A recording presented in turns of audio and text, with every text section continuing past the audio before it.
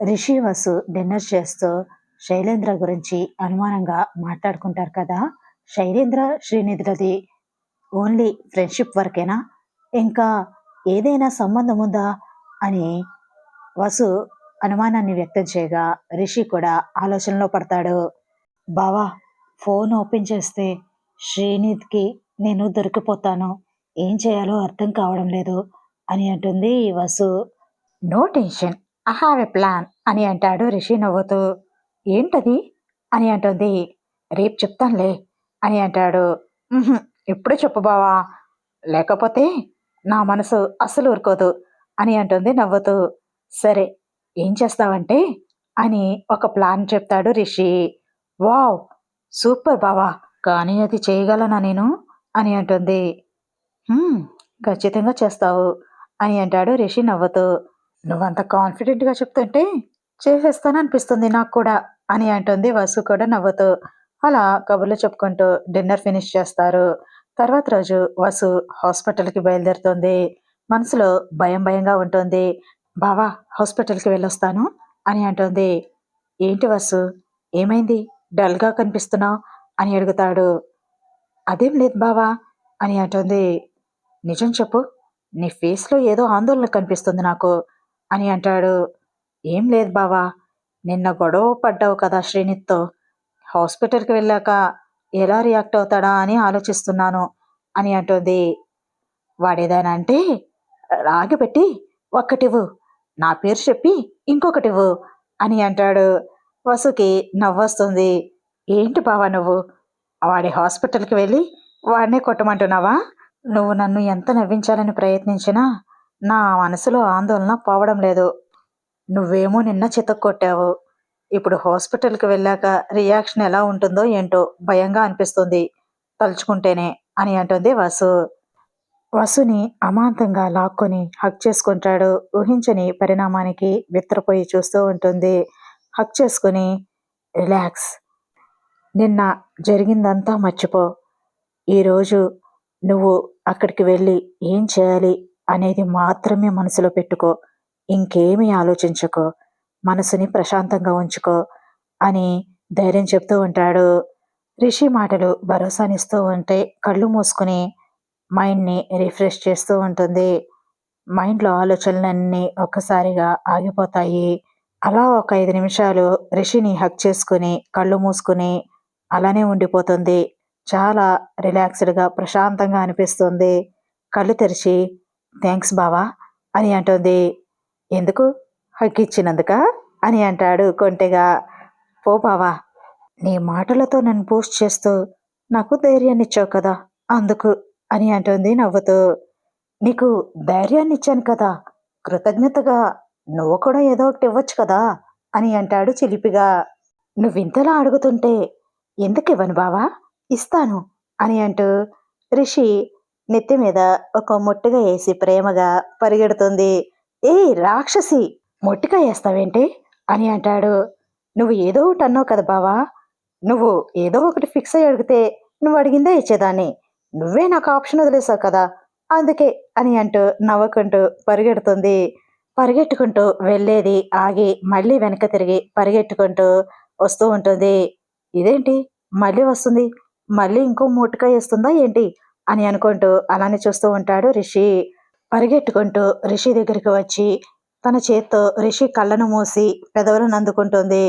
ముద్దు పెట్టుకుని పరిగెట్టుకుంటూ వెళ్ళిపోతూ ఉంటే వసు చేపట్టుకొని వెనక్కి లాగి మళ్ళీ వసు పెదాలని అందుకుంటాడు. డీప్ కిస్ చేస్తాడు.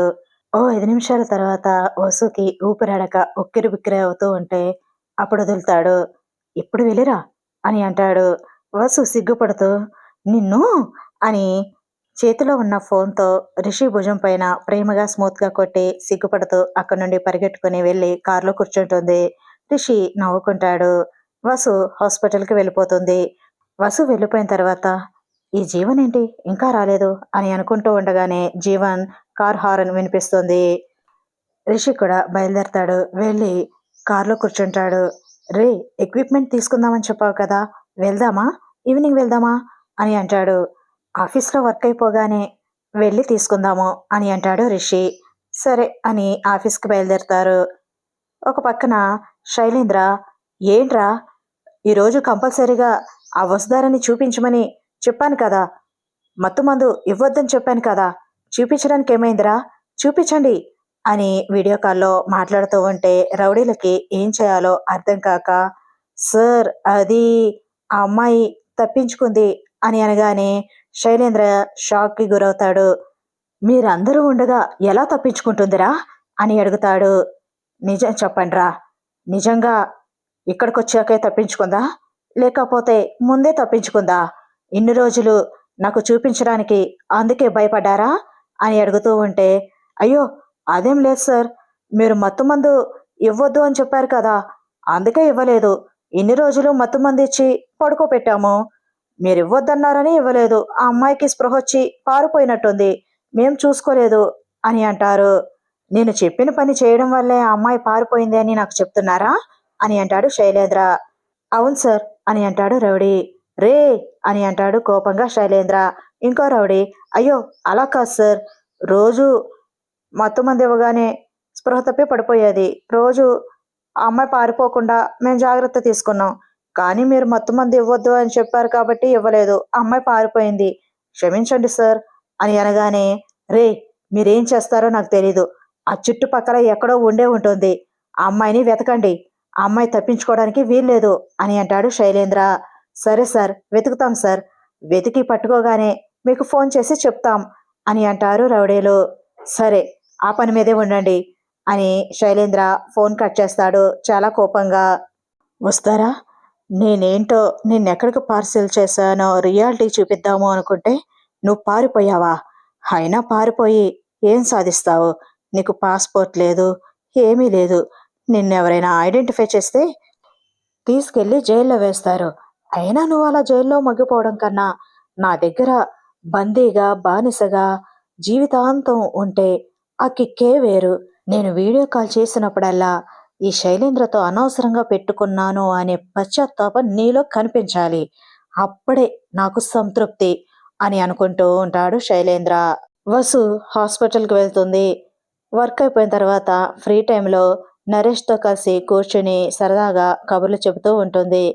అంతలో శ్రీనిధి వస్తాడు. శ్రీనిధిని చూడగానే గుడ్ ఆఫ్టర్నూన్ సార్ అని అంటాడు నరేష్. గుడ్ ఆఫ్టర్నూన్ సార్ అని అంటుంది వసు కూడా. హాయ్ వస్తారా, ఏం చేస్తున్నారు అని అంటాడు స్మైల్ చేస్తూ. వసు షాకింగ్గా చూస్తుంది. ఏం లేదు సార్, వర్క్ అయిపోయింది, మాట్లాడుకుంటున్నాం కూర్చుని అని అంటుంది వసు. ఏం మాట్లాడుకుంటున్నారు అని అడుగుతాడు.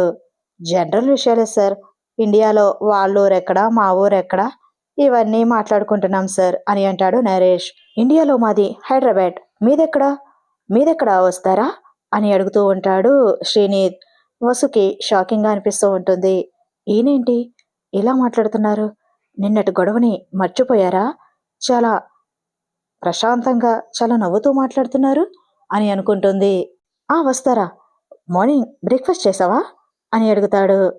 చేశాను సార్ అని అంటుంది. ఏం తిన్నావు అని అడుగుతాడు. దోశ సార్ అని అంటుంది. అవునా, నేను మార్నింగ్ బ్రేక్ఫాస్ట్ చేయలేదు, లంచ్ ఏం తెచ్చావు అని అడుగుతాడు. లంచ్ పొటాటో ఫ్రై సార్ అని అంటుంది. వావ్, పొటాటో ఫ్రై నాకు చాలా ఇష్టం అని అనగానే అవునా సార్ అని స్మైల్ చేస్తుంది. పొటాటో ఫ్రై ఇష్టం అంటే లంచ్ బాక్స్ ఇవ్వాలి కానీ స్మైల్ చేస్తారా వస్తారా అని అంటాడు. అయ్యో సారీ సార్ అని బ్యాగ్లో ఉన్న లంచ్ బాక్స్ తీసి శ్రీనిధికి ఇస్తుంది. శ్రీనిధ్ బాక్స్ ఓపెన్ చేసి ఒక బైట్ తిని చాలా బాగుంది, నువ్వే చేసావా అని అడుగుతాడు. వసుకి ఏం చెప్పాలో అర్థం కాక మౌనంగా కిందకి చూస్తూ ఉంటుంది. శ్రీనిధ్, నీకు వంట రాదా వస్తారా అని అంటాడు. రాదు సార్ అని అంటుంది. అయితే ఇది నువ్వు చేయలేదన్నమాట, ఎవరు చేశారు అని అంటాడు. అది మా బావ అని అంటుంది. అలా అనగానే బాక్స్ కింద పడిపోతుంది. అయ్యో సారీ వస్తారా, ఫుడ్ అంతా వేస్ట్ అయిపోయింది, నువ్వెలా తింటావు, నా క్యాబిన్కి రా, నేను బయట నుంచి ఫుడ్ తెప్పిస్తా అని అంటాడు. పర్వాలేదు సార్, నేను క్యాంటీన్లో తింటాను అని అంటుంది వసు. అవును సార్, నేను కూడా బాక్స్ తెచ్చుకోలేదు, వసు నేను ఇద్దరం కలిసి క్యాంటీన్కి వెళ్ళి తింటాం అని అంటాడు నరేష్. నువ్వు నాతో ఫుడ్ తినకపోతే నీ ఫుడ్ని నేను పడేసానన్న గిల్టీ ఫీలింగ్ నాకు ఉండిపోతుంది. వస్తారా అని అంటాడు వసుని చూస్తూ. పర్వాలేదు సార్, నేను క్యాంటీన్లో తినేస్తాను. మీరేం గిల్టీగా ఫీల్ అవ్వకండి. అప్పుడప్పుడు ఇలా జరుగుతాయి. చేయి జారిపోతే మీరు మాత్రం ఏం చేస్తారు? పర్వాలేదు సార్, దాని గురించి ఏం ఆలోచించకండి అని అంటుంది వసు. అవును సార్, మీరేం బాధపడకండి సార్, మేమిద్దరం క్యాంటీన్లో తినేస్తాం సార్ అని అంటూ ఉంటాడు నరేష్. వీడేంటి ఇలా తగులుకున్నాడు అని అనుకుంటూ, సరే నీ ఇష్టం వస్తారా అని అక్కడి నుండి వెళ్ళిపోతూ, మంచి ఛాన్స్ మిస్ అయిపోయింది. ఆ నరేష్ గాడు పక్కనే ఉన్నాడు, లేకపోతే ఏదో విధంగా ఒప్పిద్దాము అనుకున్నాను. వాడేమో క్యాంటీన్కి అని చావదొబ్బుతున్నాడు అని అనుకుంటూ వెళ్ళిపోతాడు శ్రీనీత్. వసు కింద పడిన ఫుడ్ని తీసి డస్ట్బిన్లో వేసి బాక్స్ క్లోజ్ చేసి బ్యాగ్లో పెట్టేస్తుంది. హ్యాండ్ వాష్ చేసుకుంటూ, చేయి జారి కింద పడిపోయిందా, లేకపోతే శ్రీనీత్ కావాలని కింద పడేశాడా, అర్థం కావడం లేదే అని అనుకుంటూ ఉంటుంది. అంతలో నరేష్, వసు బాగా ఆకలిస్తుంది, వసు క్యాంటీన్కి వెళ్దాం అని అంటాడు. పద, నాకు కూడా ఆకలిస్తుంది అని అంటూ ఇద్దరు కలిసి క్యాంటీన్కి వెళ్తారు. క్యాంటీన్లో ఫుడ్ తింటూ, వసు నీకు ఒక విషయం చెప్పాలి అని అంటాడు నరేష్. ఏంట్రా చెప్పరా అని అంటుంది వసు ఫుడ్ తింటూ. నా మీద నీ అభిప్రాయం ఏంటి? నేను మంచివాడినా చెడ్డవాడినా అని అడుగుతాడు. మంచివాడవే, చెడ్డవాడవని ఎవరన్నారు అని అంటుంది. ఏం లేదు వాసు, నేను నీకు ప్రపోజ్ చేస్తే నువ్వు యాక్సెప్ట్ చేస్తావా అని అడుగుతాడు. రే పిచ్చి పట్టిందా, ఏం మాట్లాడుతున్నావురా అని అంటుంది. నువ్వంటే నాకు ఇష్టం వాసు అని అంటాడు. రే నాకు నువ్వంటే ఇష్టంరా, కాకపోతే ఫ్రెండ్గా మాత్రమే, వేరే విధంగా కాదు అని అంటుంది. ఇష్టం అంటున్నావు, ఫ్రెండ్గా మాత్రమే అంటున్నావు, ఏంటి వసు కన్ఫ్యూజ్ చేస్తున్నావు అని అంటాడు నరేష్. ఇష్టం వేరు, ప్రేమ వేరు. ప్రేమ అనేది ఒకరిపైన కలుగుతుందిరా ఫీలింగ్, అది ఒక్కరికి మాత్రమే సొంతమవుతుంది. కానీ ఇష్టం వేరురా. ఇష్టం అంటే ఫ్యామిలీలో అందరినీ ఇష్టపడతాము, ఫ్రెండ్స్లో కొంతమంది ఇష్టమైన ఫ్రెండ్స్గా ఉంటారు, అలాగే ఫేవరెట్ యాక్టర్స్ ఉంటారు, యాక్ట్రెస్లు ఉంటారు. ఇలా ఇష్టం చాలా రకాలుగా ఉంటుందిరా. అలాగే నువ్వు కూడా నాకు ఇష్టమైన ఫ్రెండ్వి. నువ్వు నన్ను చాలా రకాలుగా సేవ్ చేసావు, చాలా రకాలుగా హెల్ప్ చేసావు.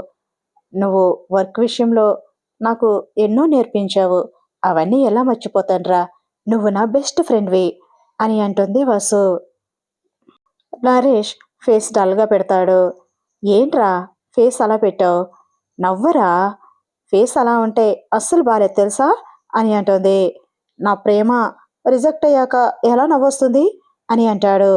రే నా మీద ఉన్నది నీకు ప్రేమ కాదురా, ఒక ఫీలింగ్ అంతే. నిజమైన ప్రేమ, నిన్నుగా ప్రేమించే ప్రేమ నీకు దగ్గరైనప్పుడు, నీ జీవితంలోకి వచ్చినప్పుడు అప్పుడు నీకు అర్థమవుతుంది నా మీద ఉన్నది నీకు ఒక ఫీలింగ్ మాత్రమే అని. అప్పుడు నువ్వు రియలైజ్ అవుతావు అని అంటుంది వసు. ఇవన్నీ వద్దు కానీ నువ్వెవరినైనా లవ్ చేస్తున్నావా అని అడుగుతాడు సూటిగా. వసు మౌనంగా ఉంటుంది. చెప్పవేంటి, నువ్వెవరినైనా లవ్ చేస్తున్నావా అని అడుగుతాడు. అవునరా బావా అని తను ఫోన్ తీసి రిషి ఫోటో చూపించి వాళ్ళ గురించి చెప్తుంది.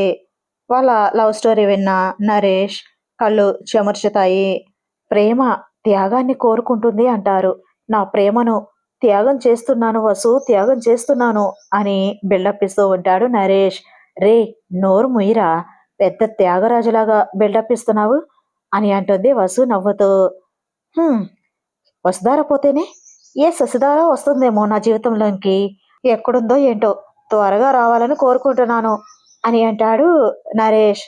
త్వరగా రాకూడదు అని కోరుకుంటున్నాను అని అంటుంది వసు నవ్వుతూ. ఏ వసు, నేను సంతోషంగా ఉండడం నీకు ఇష్టం లేదా అని అంటాడు. ఫస్ట్ సెటిల్ అవరా, తర్వాత ప్రేమ గురించి ఆలోచిద్దు గాని అని అంటుంది తింటూ.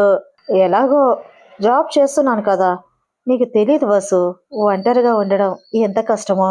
నేను మనిషినేక, నాకు కోరికలుంటాయి కదా, నేను ఎంజాయ్ చేయాలి కదా అని అంటాడు నరేష్.